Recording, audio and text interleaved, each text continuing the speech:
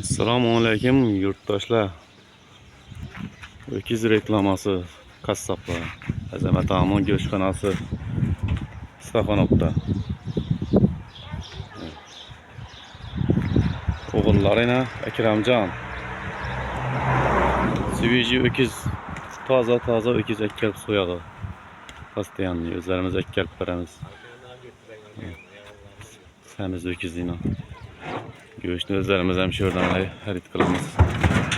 Sifatli vajlardan. Go'shtini gömme berekini yeb lezzet veradigan xiyla.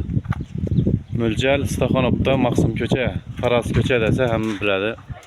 Bu mo'ljalni Staxonov elatında.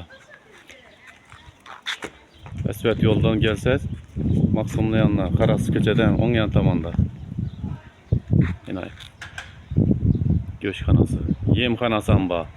Mollari, yemxona, tovuqlari, yemlari hamma narsasi bor. Xudo xolasa morojniy apparatlar ham keladi. Akramjon, go'sht bahosini geliştirib berasizsan? Gelaversinlar ama. Elatimizda yurtdoshlarimiz ha, свежий go'shtdan. Eldan yurtdan chiqmagan holda свежий yetib beradilar, ko'ngilda kelyapti. Telefon nomerlarini ham aytib o'ting Akramjon. 94'lik 740 0528.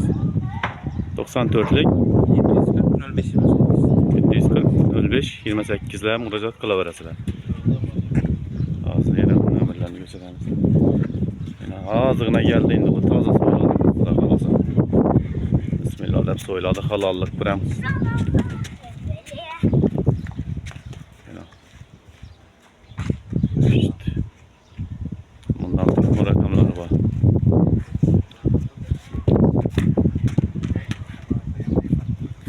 Keyingiroq tarqalish uchun bir like bosishlaringizni bir iltimos etib qo'yadim.